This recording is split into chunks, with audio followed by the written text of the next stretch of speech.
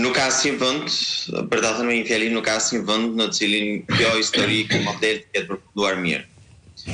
Shqipëria, për të kuptuar pak se cili është vizioni i kësaj qeverie që nga dita e parë e qeverisjes së tyre, Shqipëria nga viti 2013 deri në vitin 2020, pak a shumë 2021, është mbajtur vetëm me 2 projekte të qeverisë Berisha, me kaskadën e Devollit dhe me Tapin.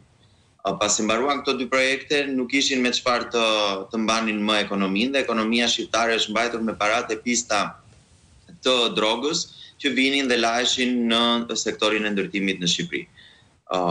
Dhe është parë edhe nga raportimet e Instatit që sektori privat gjithmonë më shumë po mbahet nga sektori publik, ndërkohë që do duhet ishte e kundërta.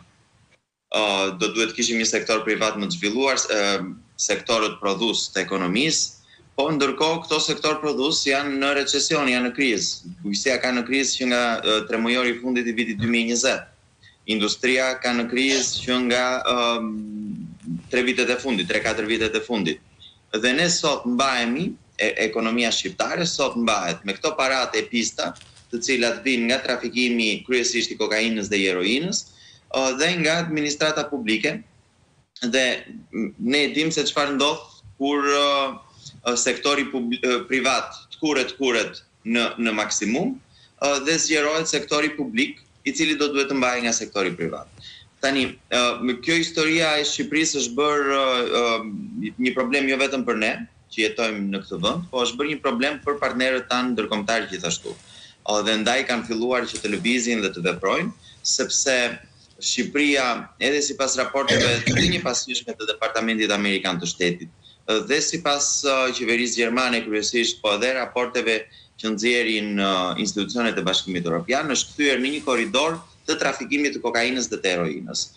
Ne kemi pas më përpara problem me kanabisin, po nuk kemi pasur problem me këto drogra më të rënda, edhe me drogra sintetike në fakt, që vinë nga lindja, përdorin Shqipërinë si një korridor të sigurt, dhe më pas shpërndahen në vendet e Bashkimit Evropian, shkojnë në Amerikë Latine, shkojnë dhe në brigjet e Amerikës Veriore. Tani një korridor i sigurt nuk mund të bëhesh nëse nuk ke minimumi shkeljen e syrit që çdo gjë do shkojë mirë nga ana e qeverisë së çdo vendi. Është e pamundur.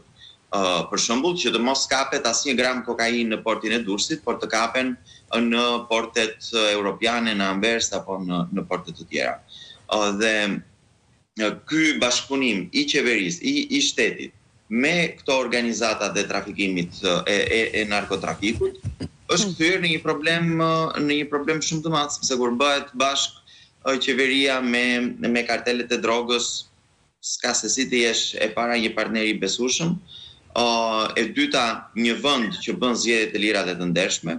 Mjafton të shikoni se sa u kapën vetëm para pak javësh që u raportua edhe në media, diku te 55 tonë në mos gaboj, që i bie sa gjysma e buxhetit të shtetit.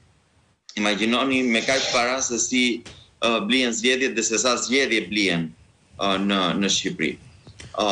Dhe pasoja tjetër pastaj është dhe kriminalizimi i gjithë shoqërisë, kur marrësh nga këto paratë e pista në një farë mënyrë ke prishur gjithë jetën normale të një vendi dhe ke çuar krimin indirekt ose direkt në çdo qelisë të shoqërisë.